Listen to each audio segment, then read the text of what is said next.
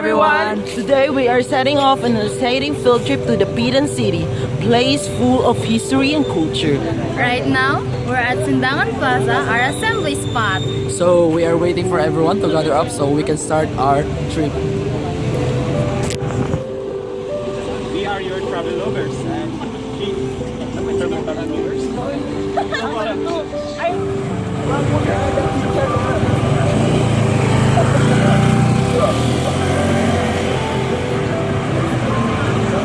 Hours later.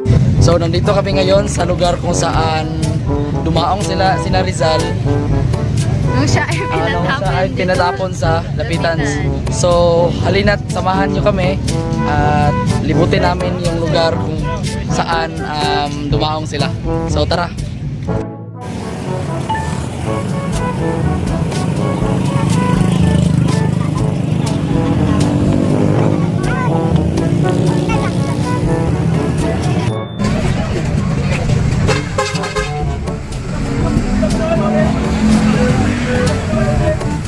We are down to our first spot in our trip to the Pitan.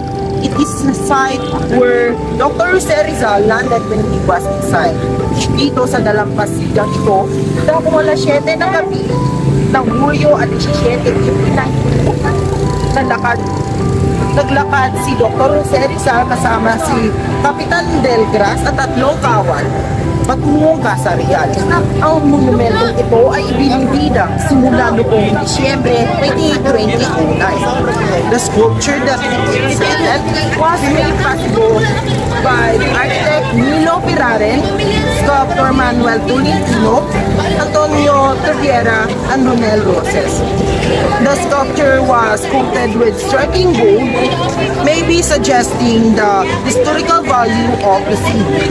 Around the sculpture are flower arrangement that may suggest the commemoration of the event. The view of the spot is the tranquil sea of the Pitan that gives us more vibes of peace. This monumental artwork serves as a reminder to all about the noble life and courageous teachings of Rizal. Next and the most important stop in our tour is the Rizal Plaza. It is the major historical landmark in the Philippines. It is in fact one of the most visited historical sites in the country.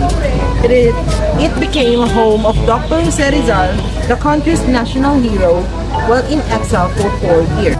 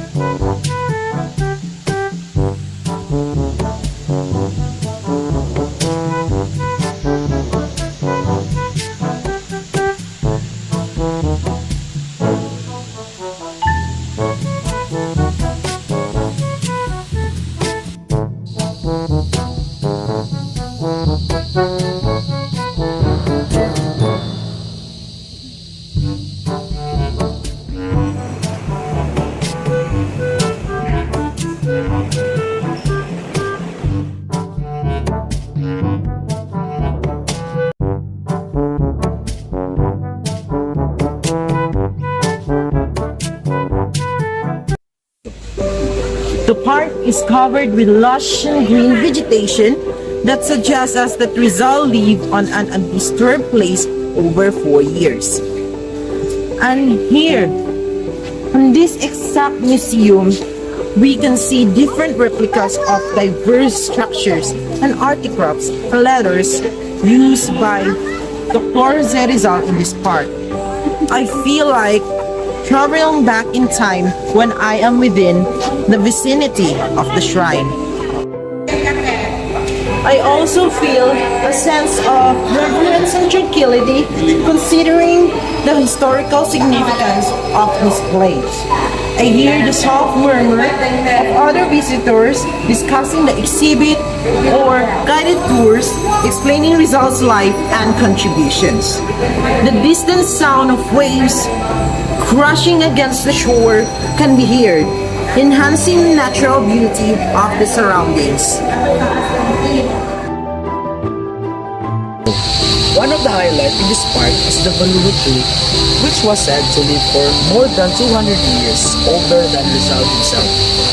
This tree is known as white mango because it bears a mango-shaped fruit that has milky white flesh that can weigh up to a kilogram. In this tree, we can hear the loud sounds from the cricket and the birds, and around it are some flowering plants and mushrooms. Another highlight of the park is the Casa Residencia o ang bahay tahanan ni Rizal. Ito ang pangunahing tirahan ni Rizal dito sa Dapitan. Kasama niya rito sa magkaibang panahon sina Joseph and Bracken, ang kanyang ina at ang kanyang mga kapatid. Ito ay gawa sa kahoy ng Gulabe Bukas, isang matibay na kahoy. Kahit maraming panahon na ang lumipas, nakakabighani na napanatili pa rin ang bahay na ito.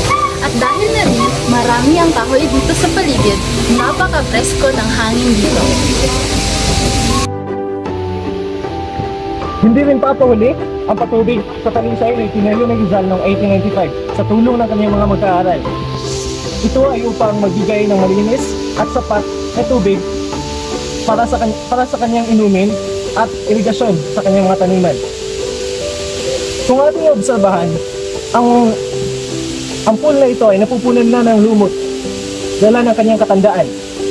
Kaya ito ay nagpapakita na kailangan nating alagaan ang ating mga historical site upang mapreserba ang kagandahan nito at ang kahalagahan nito sa ating lipunan. Isa sa mga natatanging puok dito ay ang replika na nagdidepict sa pagdalaw ni Valenzuela sa Dapitan noong Hunyo 1896, kung saan ipinabatid niya kay Rizal ang balak ng mga katipunan na kung saan tinutulan ni Rizal. Ibinabatid rin ni Valenzuela ang balak nilang pagtakas kay Rizal na kung saan tinanggihan naman ni Rizal. Ito, sa kinatatayuan namin, dito umalis si Rizal at kasama niya ang kanyang pamilya at kasintahan, at dito na rin nagwakas ang kanilang 4 na taong pamumuhay dito sa Dapitan. Noong July 31, 1886, sumakay si Rizal ng steamer ship na Hispana papuntang Manila. Marami ang mga taga-Dapitan na lumahok sa kanyang pag-alis para magbigay paingunta sa dam at tugasman.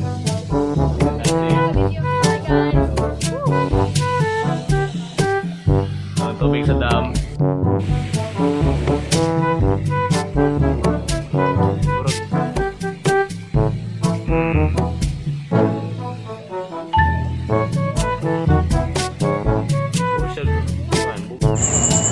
Want some goods to bring home?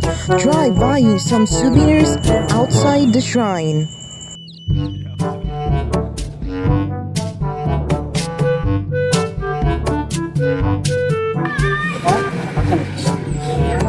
Sige, kaka, may Dapitan City ka.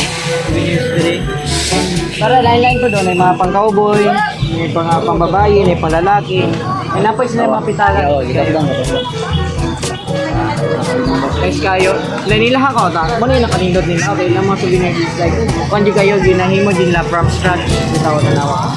Gamay na kayo ako na panita na pero kanina mag-habi nila ni kayo. May pattern. Ano sa mga pulseras dito? Oo. Guys kayo, apay mga gigas ba to? Tapos ay pay-pay oh. Pay-pay din pag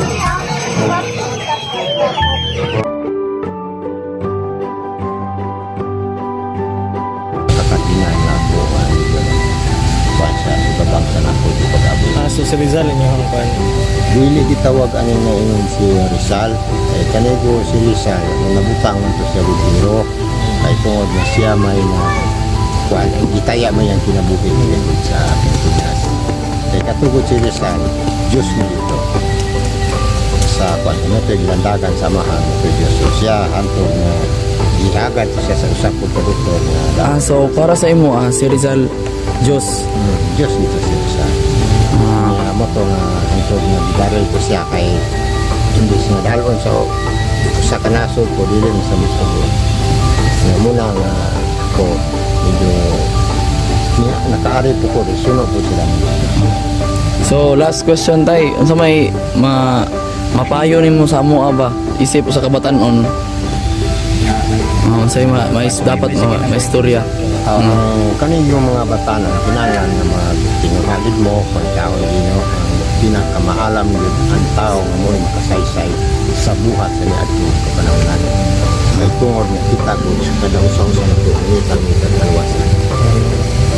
So bisan ginikana na to also na to dili piliwan makaluwas din na to na magilitan sa na na ako ang tambag kan ay tungod sa kadawsan na to kinahanglan din karon sa mga amahan na ang mga batang tahan okay everlasting life. Anong everlasting life?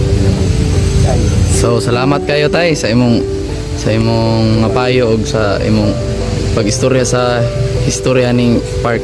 So ikaw last. Salamat yo. Hindi, salamat. Ako di ay si Domingo. A few moments later.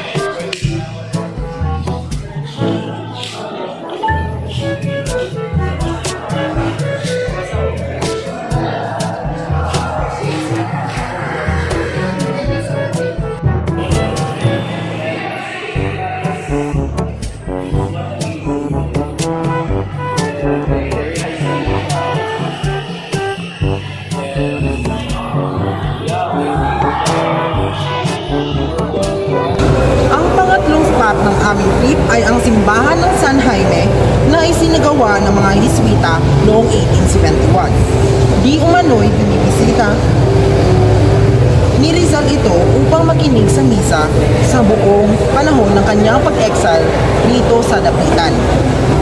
Ang harapan ng simbahan ay nagpapakita ng tradisyonal na arkitekturang Espanyol na simpleng ngunit eleganteng disenyo na may kampanaryo at mga detalyadong palamuti. Subalit, sa pag-akyat mo sa ikalawang palapag, ay mariing mag-ingat sapagkat marupok na ang pundasyon nito. Ay pinalamutian ng mga reliyosong estatwa, masalimuot na inukit na mga detalye sa kahoy at iba pang mga sagradong dekorasyon. Ang kesame at mga pader ay may mga reliyosong mga pintura na nagdaragdag ng makasaysayang at espiritual na kapaligiran ng simbahan. Maririnig mo ang malumanay na tunog ng mga yabag at mga bulong ng panalangin na pumupuno sa simbahan. At maamoy mo rin ang mga lumang mga upuan at pinto na gawa sa kahoy kasama ang mga pader na bato na nagbibigay ng banayad at natural na aroma. So ito ang Kasarian. Ang Kasarian ay isang gusaling pampangusiwaan ng gobernador politiko militar ng Purok, kung saan dito sa si Rizal inilagay bilang isang tapon. Ibis na sa simbahan siya inilagay, hindi siya pwedeng ilagay doon kasi siya ay isang excommunicado, kaya dito siya nilagay sa tinatawag na kasarian na ngayon ay tinatawag na ito Public Attorney Office. Isa ito sa mga bahay na pinakaluma na itinayo sa panahon ni Rizal at saksi ito kung ano ang mga nangyayari dito sa Dapitan at saksi din ito sa mga kaganapan ng buhay ni Rizal. Ito ang itsura ng isa sa mga lumang bahay na itinayo noon. Makikita mo na medyo luma na siya talaga at ang kanyang istatura ay malayo sa moderno kaysa noon. Kaya isa ito sa may importante. At ito ay isa sa pinaka-importanteng establishmento na pinatayo noon sa panahon ni Rizal. Ang kasarian na ito ay sobra ng luma dahil nga ito ay napagdaanan ng panahon at actually dito nga rin inilagay si Rizal ng ibang panahon. At nakikita naman natin na sobrang luma na talaga kahit dahil ito ay hindi na parang pag-modernong disenyo. At isa pa ito ay sila na at kulang sa inobasyon. At nandito tayo ngayon sa liwasan ng Dapitan. Isinaayos ayon sa plano ni Jose Rizal habang siya ay nakadestino dito sa Dapitan ang liwasan ng Dapitan. Ang unang napansin ko ay ang masasaganang halaman na nasa paligid ng parke. Ang mga nagtatayog na mga puno na marahang sumasayaw sa hangin. Ang mga dahon nila ay marahang nagkikis-kisan, lumilikha ng himig na nagpapakalma sa kaluluwa. Dito, sa sentro ng liwasan sa Dapitan, nakatayo, matikas at matatag, nakahulma ng pagmumuni-muni at puno ng determinasyon, na sumasalamin sa diwa ng kanyang pagkatao. Nandito tayo ngayon sa monumento ni Rizal dito sa Dapitan. Itinanim ni Rizal ang mga punong akasya dito sa liwasan. Ipinagkaloob din niya ang isang light system na gumagamit ng langis ng niyog mula sa bayad ng isang pasyenteng Ingles. Ang mga light system na ito ay hindi na natin makikita ngayon sapagkat napaglipasan na ito ng panahon. At ito ang kanilang ipinalit sa light system ni Rizal. So sa dito tinatayuan ko, dito ginawa ang relief map ng Mindanao na ginawa ni Rizal noong nandito pa siya sa Dapitan. Ginawa niya to gamit ng lupa at ang mga bato. Ito ay matatagpuan sa plaza ng Dapitan sa harap ng katedral sa Dapitan. So makikita naman dito ang mga sulatin na may lugar ng Dapitan, Dipolog, Tubungan, Tandok at Sindangan. Dito niya tinuturuan ng mga estudyante niya ng geografiya ng Mindanao. Visiting Dapitan, we get to know and glimpse various Rizal as a community member, teacher, engineer, doctor, and others, but more up to close and personal. And this is truly a memorable moment to cherish every day.